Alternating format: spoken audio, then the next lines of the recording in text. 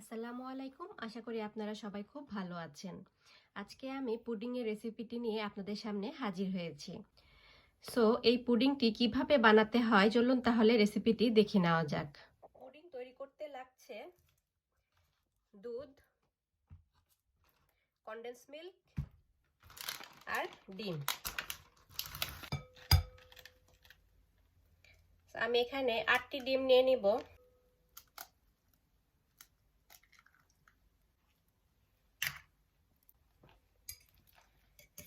এবার ডিমগুলোকে খুব ভালো করে ফেটে নিব।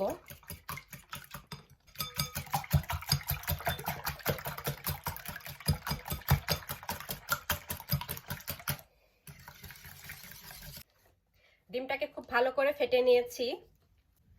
এখন এখানে দিয়ে দিব কনডেন্স মিল্ক।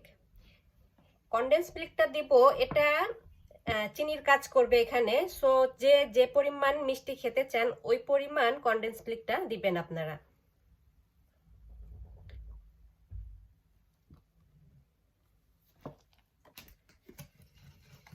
দিয়ে আবারও একটু ভালো করে নেড়ে নেব।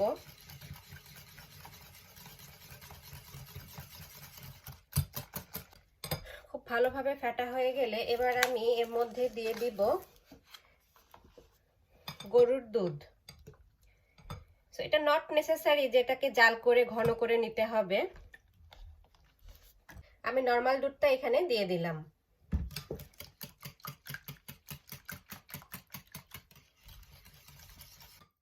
তো আমি আপনাদের সুবিধার জন্য আবারও বলে দিচ্ছি, বড় সাইজের ডিম 8টি, মেজারমেন্ট কাপের এমন 2 কাপ দুধ, আর কনডেন্স মিল্ক আপনাদের টেস্ট অনুযায়ী। চিনি যে পরিমাণ খেতে চান ওই পরিমাণ কনডেন্স মিল্ক আপনারা দিবেন। এখন আমি আপনাদের ক্যারামেল করে দেখাবো। পুডিং এর জন্য ক্যারামেল লাগবে, সেজন্য আমি ক্যারামেলটা এখন তৈরি করে নিচ্ছি। সো ক্যারামেল বানাতে লাগবে সুগার 2 টেবিল স্পুন আর পানি 1 টেবিল স্পুন। এখানে দিয়ে দিচ্ছি চিনি 2 টেবিল স্পুন, 1 টেবিল স্পুন পানি,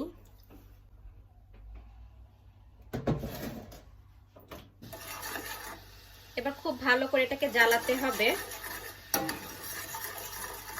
চিনি পানি যখন একসাথে মিক্সড হয়ে যখন পোড়া শুরু করবে তখন এই কালারটা চলে আসবে। ক্যারামেলের কালারটা চলে আসছে।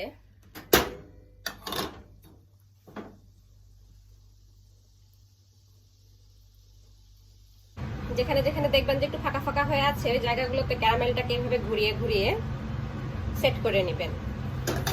সো এই যে মোটামুটি একটু সেট হয়ে আসছে, এখন এটাকে ঠান্ডা করতে দিব। চুলায় আমি প্রেসার কুকার বসিয়ে নিয়েছি, আর প্রেসার কুকারের মধ্যে দিয়েছি এরকম একটা স্ট্যান্ড। এটা প্রেসার কুকারের সাথেই থাকে, আর না থাকলেও কোনো সমস্যা নেই, যে কোনো একটা স্ট্যান্ড দিয়ে নিতে পারবেন। এবার আমি এখানে পানি দিয়েছি স্ট্যান্ডের একটু নিচ পর্যন্ত। চুলাটা জ্বালিয়ে নিয়েছি, স্টিমটা উঠলেই আমি এখানে পুডিংয়ের বাটিটা বসিয়ে দিব। ক্যারামেলটা রেডি।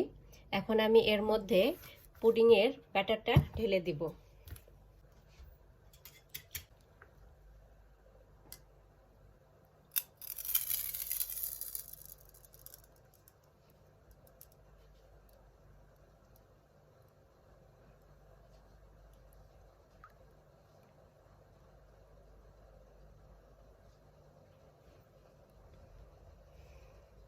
এই যে ঢেলে নিলাম। এখন আমি এই বাটিটা নিয়ে গিয়ে, পানির স্টিমটা এতই বেশি যে স্ট্যান্ডটাকে উঠিয়ে দিচ্ছে। সো এটা আমি চুলাটা এখন একটু বন্ধ করে নিব, কারণ কি এটা খুব বেশি স্টিম উঠছে, হাতটা পুড়ে যেতে পারে।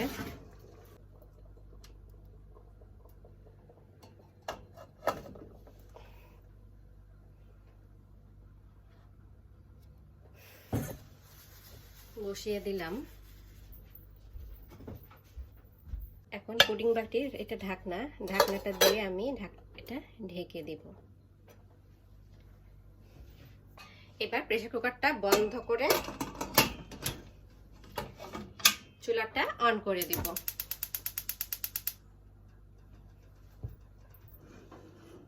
পুডিংটা হতে 20 মিনিটের মতো লাগবে।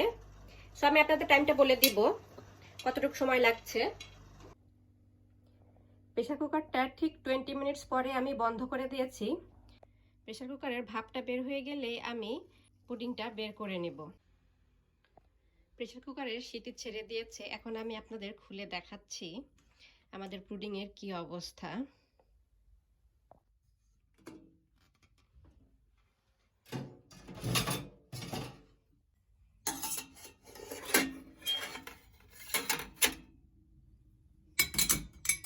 একটি ধরনী বা টিস্যু পেপার দিয়ে এটাকে এইভাবে উঠিয়ে নিলেই একদম পারফেক্ট হয়েছে। সো যদি ডাউট থাকে তাহলে আপনারা এরকম একটা সাসলিকের স্টিক বা টুথপিক দিয়ে এটাকে ঠিক মাঝ বরাবর এইভাবে দেখে নিতে পারবেন। যদি স্টিকের গায়ে কোনো রকম কিছু লেগে না থাকে তার মানে বুঝবেন যে এটা হয়ে গিয়েছে। সো আমাদের পুডিং কমপ্লিট। এখন এটাকে ফ্রিজে আমি ঠান্ডা হতে রাখবো। পুডিংটি ফ্রিজ থেকে বের করে সুন্দর করে কেটে ডেকোরেশন করে আপনাদের সামনে নিয়ে এসেছি। নিশ্চয়ই দেখেই বুঝতে পারছেন পুডিংটি কি পরিমাণ সুন্দর আর পারফেক্ট হয়েছে। আর দেরি না করে আপনারাও বাসায় বানিয়ে ফেলুন এমন মজাদার পুডিং। সো আশা করি ভিডিওটি আপনাদের ভালো লেগেছে, আর ভালো লাগলে অবশ্যই লাইক, কমেন্ট, শেয়ার করবেন, আর অবশ্যই সাবস্ক্রাইব করবেন। ভালো থাকবেন, সুস্থ থাকবেন। আল্লাহ হাফেজ।